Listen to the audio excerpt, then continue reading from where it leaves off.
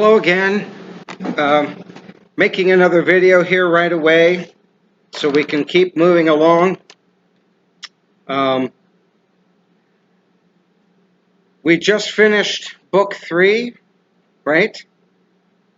Where Socrates lays out more of the problem that we're trying to deal with.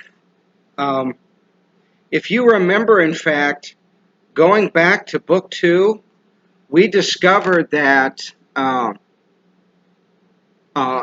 Socrates said, we're going to look at justice on a bigger scale in a city, right? As opposed to trying to find it within an individual. Cities are easier to see than an individual's heart, after all. But this is important because Socrates is implying that there is something of an analogy or a comparison between the individual and the city. The individual is like a city and the city is like an individual. And that means that there are parts to each. Well, we found out at the end of book 3 with the noble lie that there seemed to be, Socrates is laying out 3 classes or parts of our city, right? The guardians, the auxiliaries, and the craftsmen, right? And he lays out some very difficult conditions for becoming a guardian, if you remember. Guardians are not allowed to have anything private, including privacy itself.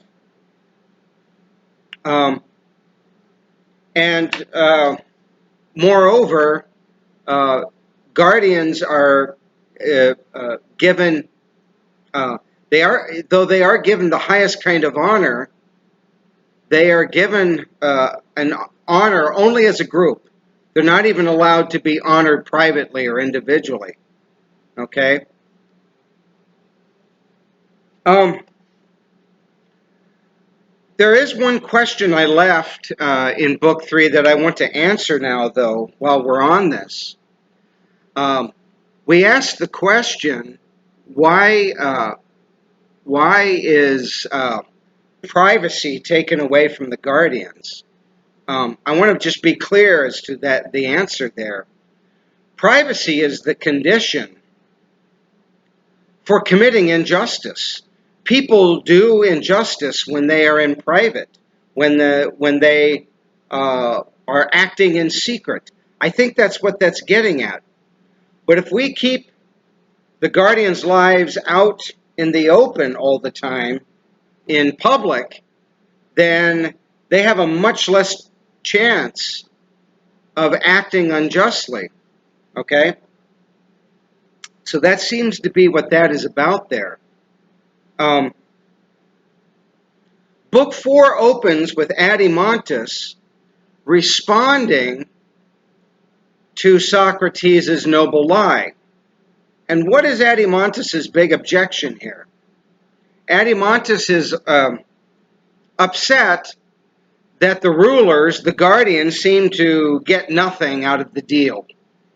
Yeah, they're put at the top, that's to be sure. They're part of the gold class, but they don't enjoy anything, it seems like, Adeimantus says. He's kind of accusing Socrates here, isn't he, at the beginning of book 4. Look what he says here. He says, "How will you defend yourself, Socrates, if someone objects that you are not making these men very happy, and furthermore, that it is their own fault that they are not? I mean, the city really belongs to them, yet they derive no good from the city." Wow. So, Adeimantus' objection is an important one here, not just in terms of what he's saying, but the fact that he doesn't seem to see what Socrates is really getting at, right? Look at Socrates' response, right? He says, in establishing our city, I'm further down the page on 103 now. In establishing our city, we are not looking to make any one group in it outstandingly happy, but to make the whole city happy as far as possible. And so I think Socrates thought that that was already clear, but obviously it wasn't. Adeimantus seems to think that the guardians are going to be miserable because they're not getting anything good in the city. All they're doing is working for the city and not getting anything else in return. But I think Socrates is trying to test the guardians here again, right? Again, who is going to agree to those 5 conditions for becoming a guardian? Only those people who really have the good of the city in mind, right? Most people say, who go into politics say, I want to do good for the community. I want to do good for my country. But it seems like in reality, a lot of them have other kinds of motivations that are really at play in them going into politics, right? Remember way back in book 1, 2? See, this all connects here. Remember back in book 1 when we asked the question, who makes a better ruler? One who desires to rule or one who does not desire to rule? See, we're talking about that still, right here. The one who makes the better ruler, remember, is not the one who desires to rule, but the person who does not desire to rule. Because they don't have other motivations driving them, right? Motivations for fame or wealth or connections or to exercise power over others, right? No, a true politician is someone who's not motivated by desire, but by duty, right? And I think that's what Socrates is testing for here with these conditions for becoming a guardian. No salary, no private property, no privacy at all. Having to share the honor, right? And only receiving room and board, food and shelter for their work. Socrates is trying to see who would be willing truly to become a ruler by agreeing to those conditions, okay? And Adeimantus doesn't get it. Adeimantus failed the test here. He's not fit to be a ruler just yet, okay? So, well, the opening pages of Book 4 deal with some more of these cultural issues, right? Looking on pages 108 and 109, Socrates talks about the importance of children standing to attention when the elders enter the room, caring for their parents and showing respect to their parents and elders, not giving in to wild hairstyles or clothing fashions. Things that don't seem important, Socrates seems to think are quite important. They say a lot about the presence or absence of justice in the city that we're talking about, okay? So I just wanted to bring that up. Isn't it interesting to consider, by the way, there's an irony at play here. Do you know this word irony in English? I think I've used it a couple of times already. An irony is kind of the opposite being true of what you expect, right? There's an irony here when it comes to the kinds of cities or political bodies that need certain laws and the rulers who are willing to make or craft such laws. Here's what I'm getting at. The cities that are most likely, as well as most able, to make good laws are the ones who least need those laws because they're already good in their character. Does that make sense? Whereas cities that are in most need of good laws are precisely the kinds of cities that are least likely and least able to make or craft or pass such laws. Isn't that interesting? The very people who need good laws are the ones who don't know how to make such laws, and yet they're the ones in need of good laws. That irony is at play here, I think, because Socrates seems to think that trying to pass laws to shape the culture doesn't really work very often. There's got to be another way of shaping culture, and in order to get to true justice. Laws don't seem to work. Laws oftentimes produce rebellion, right, rather than goodness. I'm not saying that laws are unimportant. We certainly need laws. But can laws actually change the hearts of individuals? That's the question here. And so that's why Socrates says towards the bottom of page 109 that I, for my part, would not try to legislate about the things I've been talking about. Okay? So that's kind of an interesting point.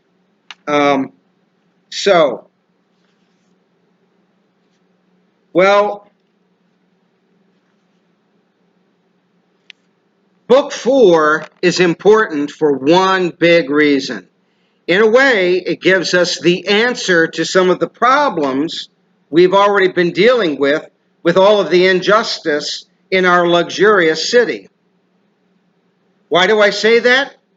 Because Book 4 is where Socrates lays out 4 important virtues that are needed in our city.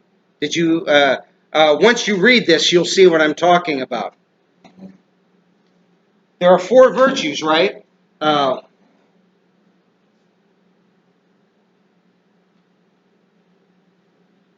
hope you know this word virtue. A virtue is a moral strength, a particular moral strength or capacity or ability. Okay? And what are those 4 virtues? They are wisdom, courage, temperance,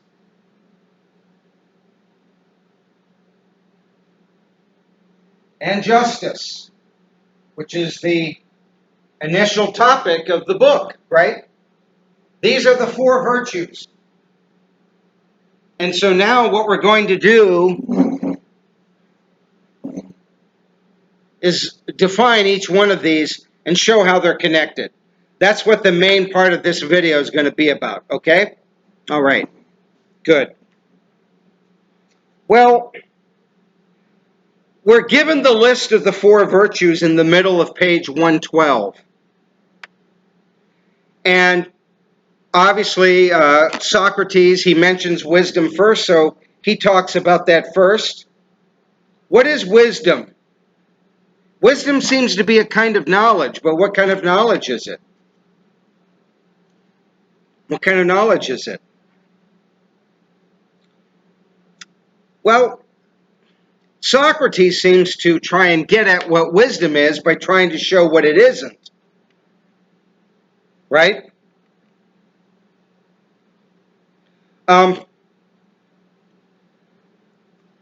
Let's pick just a simple kind of knowledge. Socrates mentions carpentry. Is wisdom anything like carpentry, which is knowledge about how to make things with wood, right? And maybe certain other materials, but that's basically what carpentry is. No, wisdom doesn't seem to be anything like carpentry. What about something like computer science? Is wisdom like that? No. Computer science is knowledge about how to program and use and operate computers, right? What about biology? Well, biology is the study of living systems, both plant and animal, right? and so on. Do you see where we're going with this? Wisdom doesn't seem to be anything like any of these particular kinds of knowledge that focus on just a part of life. What is wisdom then? Socrates says towards the bottom of page 113, he says, "Is there some kind of knowledge in the city we have just founded, which some of its citizens have, that does not deliberate or think about some particular thing in the city, but about the city as a whole, and about how its internal relations and its relations with other cities will be the best possible?"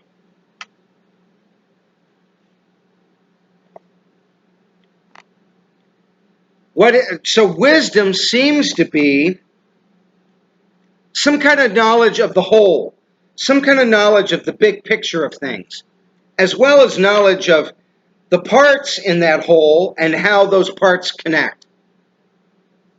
Another way of putting it, wisdom is knowledge of the ultimate purposes of things, including our city. What is the ultimate purpose of a city or a country? What is the ultimate purpose of a human being? That would be another important question for wisdom.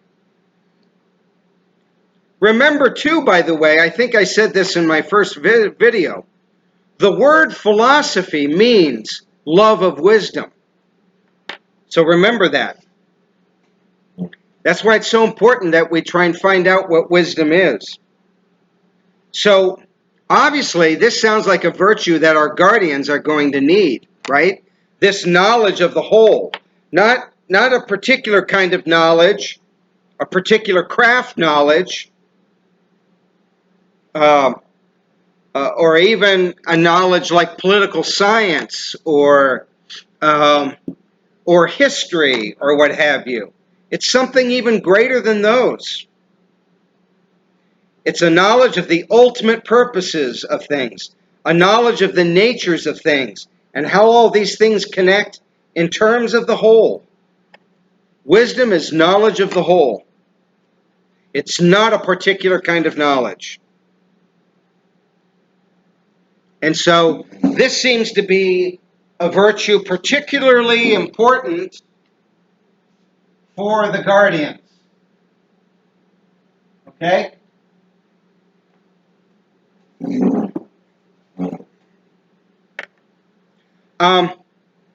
The next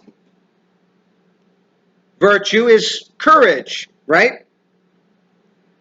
In the middle of page 114, we arrive at the discussion on courage. And at the bottom of the page and at the top and into the rest of page 115, it seems like Socrates is defining courage as the preservation of the correct belief about what should and should not be feared. That's what he says at the top. I'm rewording things a little bit. I want to make, because I want things to be clear. But at the top of page 115, that seems to be what Socrates is saying. Courage is the preservation of correct belief about what should and should not be feared. Remember, earlier we were talking about how we want to avoid the fear of death, and we definitely want to have a fear of slavery. It's good and proper to fear slavery. We don't want to become slaves. We want to be free men and women, right? Who pursue virtue and form a life of virtue, right? That's what we want to do. And so this virtue of courage seems very important. The preservation of the belief, of correct belief about what should and should not be feared. We should fear slavery. We should not fear death. We should not fear suffering. But we should fear becoming unjust more than anything else. which is another definition for slavery, right? Well, Socrates gives an interesting image of this virtue, right? With the dyed cloth analogy or image on page 115. Do you remember this? So, the dyed cloth has three parts to it. So, if we're talking about a cloth that we want to put dye into and make it stay there, we want to color this piece of cloth, okay? And we want the color to stay in the cloth and not get washed out easily, right? How are we going to do that? That's the question. And there is a treatment process that enables the dye to get into the cloth and stay there, right? That's what Socrates is talking about here. When dyers, I'm on page 115, when dyers went to dye wool purple, they first select from wools of many different colors the ones that are naturally white. Then they give them an elaborate preparatory treatment so that they will accept the color as well as possible. And only at that point do they dip them in the purple dye. When something is dyed in this way, it holds the dye fast, and no amount of washing, whether with or without detergent, can remove the color. But you also know what happens when things are not dyed in this way. When one dyes wools of other colors, or even these white ones, without that treatment, without that preparation process. Okay? And so we've got a cloth. We want the dye to get in the cloth and stay there. So we need to treat the cloth, right? And so that all the wear and tear, all the washing of the cloth will not wash the dye out. Okay? See what I'm getting at here? Well, what do these parts of this image correspond to? The cloth. What is the cloth? For Socrates, the cloth is the individual soul. Okay? It's the individual soul. The dye equals the correct beliefs that we want to get into the soul and to stay there. And the treatment process, what do you think that is? What do you think that is? This is kind of a neat question. The treatment process is education. That's what Socrates says. That's why education is so important. That's what prepares the soul so that it can receive the correct beliefs and be properly colored by courage.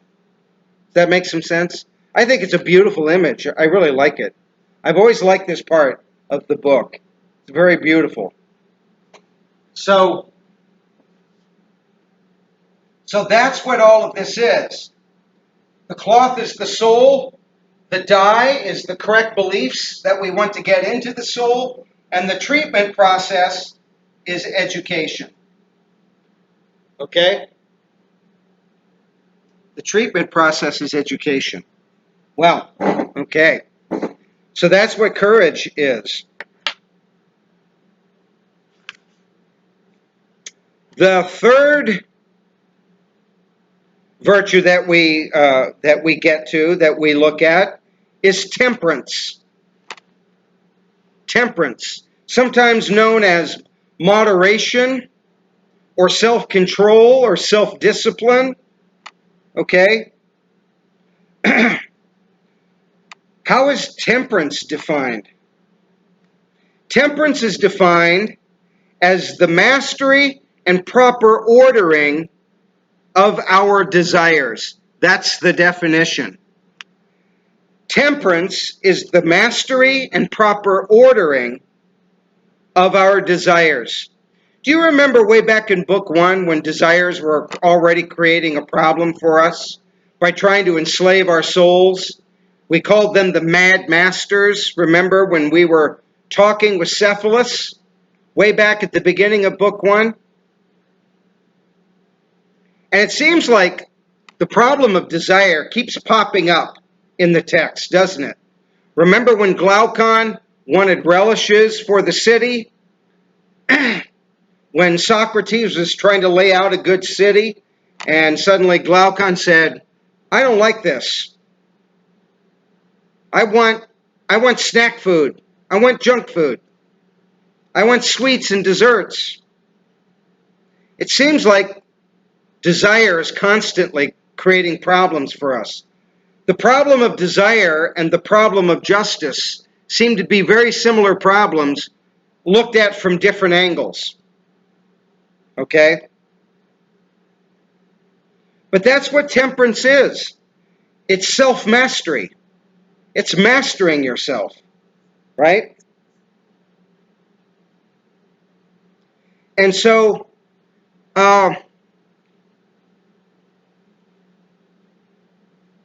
another very important part of Book 4 is that Socrates corresponds each one of these virtues to a part of the soul. Did you notice that? So he looks at human nature, at human beings, and he sees different parts in the human being, right? In you and me.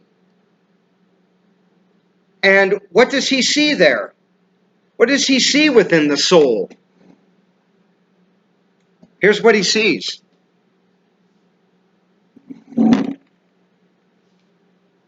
So,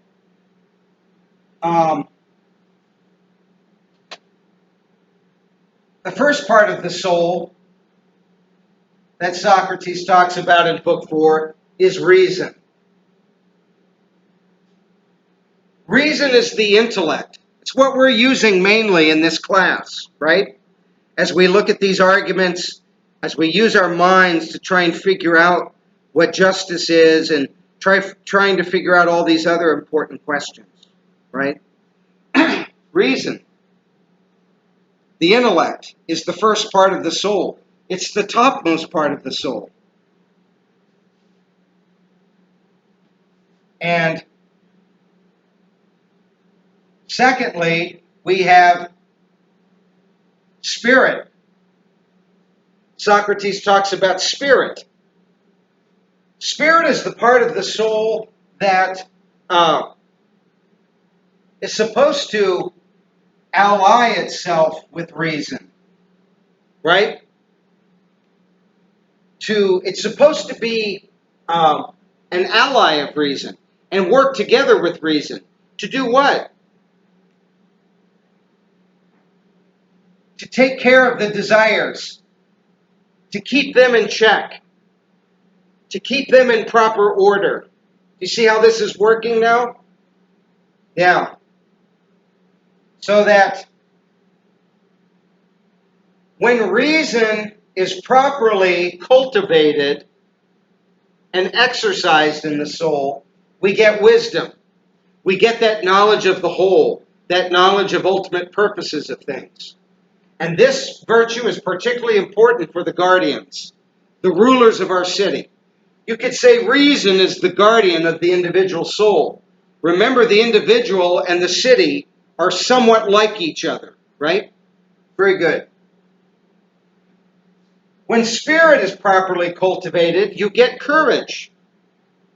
And what is courage most important for in terms of the parts of our city? You probably already got it. It's the auxiliaries, the ones who are meant to help out the guardians in ruling the city properly, right? Yeah. So when spirit is properly cultivated, you get courage, and courage is particularly important for the auxiliaries. Finally, we have the desires.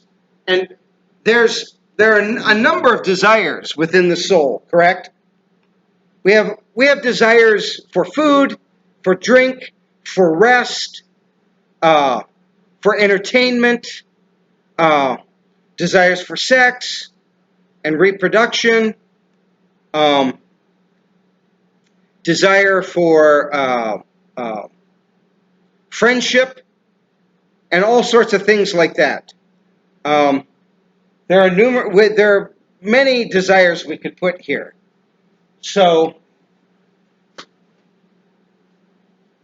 but as you could tell, desires have been creating a lot of problems in our city. It's what changed our city from being the city of necessity to the city of luxury. Remember that? So, just trying to show you how everything in this book connects, okay?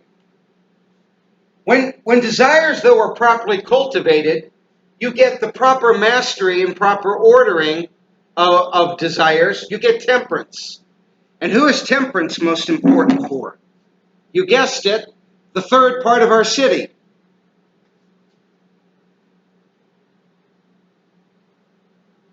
The craftsmen. All the other people in the city, right?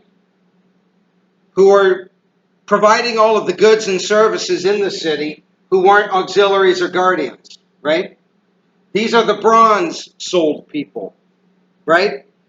They make up the majority of the city, and yet they are not the rulers. They are not allowed to be rulers, but they are ruled, right, by the guardians with the auxiliaries' help. So, so these are the three parts of the soul. These are the virtues, and these are the parts of the city. And all of this corresponds together, okay? And so this leaves us finally with the question we started with. What is justice? And what is justice for Socrates? It's not what you expected, I bet, was it? It's a very odd definition. Justice, this is the middle of page 119. He says, justice is doing one's own work and not meddling with what is not one's own. What do you think he's getting at there with a definition like that? Justice is doing one's own work and not meddling with what is not one's own. He's talking about the parts of the soul and the parts of the city, right? That's what justice is. Justice is the recognition that there are limits and boundaries to everything, including the parts of the soul and the parts of the city. Everything has a limit or a boundary. And so justice recognizes that and does not permit one part to do the work of another part. Remember, in fact, one of the first rules in our city when we were building the city of necessity, everyone practiced just one craft, right? And did not try to do anyone else's craft. Yeah. And so justice then becomes this, though. There's a very beautiful image of justice towards the end of Book 4. There's a lengthy paragraph at the bottom of page 132 towards the end of Book 4. I'm going to go ahead and read it. Socrates is talking, and he says, "And in truth, justice is, it seems, something of this sort. It is not concerned with someone's doing his own job on the outside. On the contrary, it is concerned with what is inside, with himself, really, and the things that are his own. It means that he does not allow the elements in him each to do the job of some other, or the three sorts of elements in his soul to meddle with one another.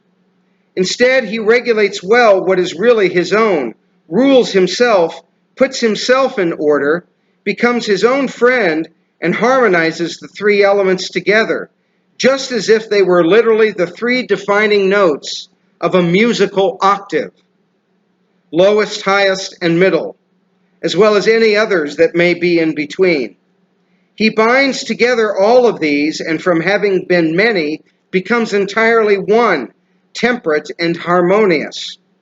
Then and only then should he in turn to action.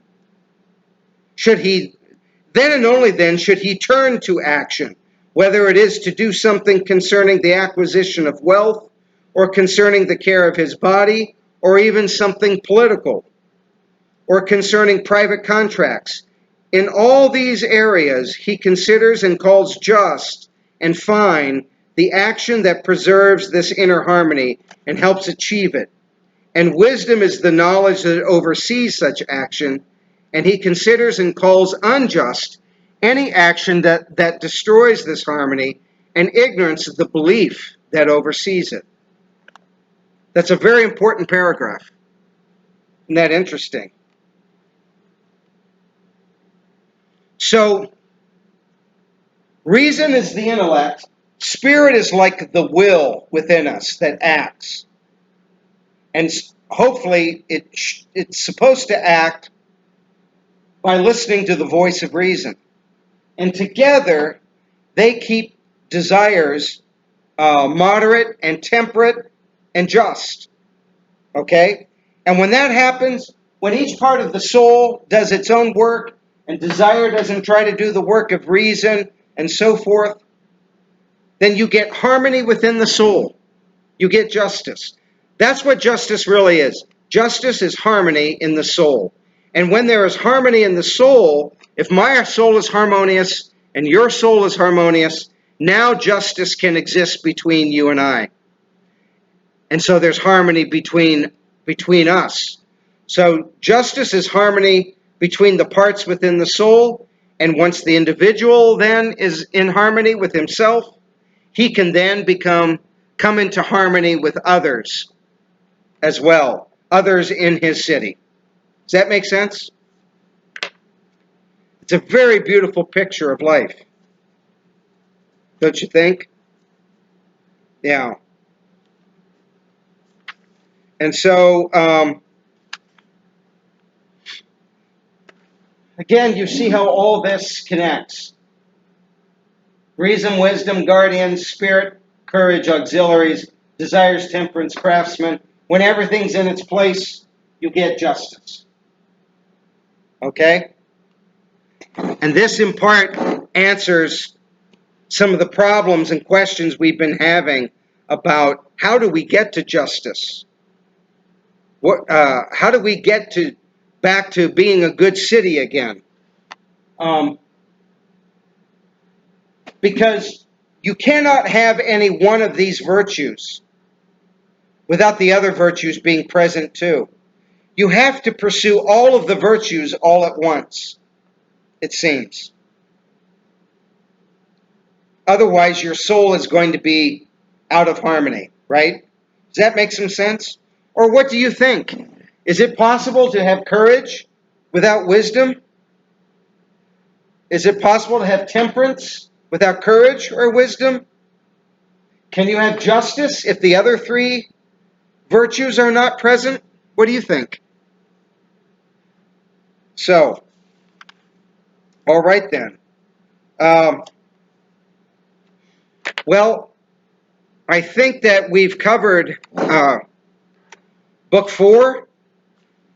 We've got a few pages of a very important allegory or analogy or another image. It's the most famous one of Plato's images. Maybe you've heard about it, or maybe you've even been exposed to it already. It's called the Allegory of the Cave. It's the first several pages in Book 7, and that will be our final reading and final video. Okay? But read Book 4 carefully, get these virtues down, and I will pose a question and an assignment for this, okay? So I think we're getting close to getting caught up here. Very good.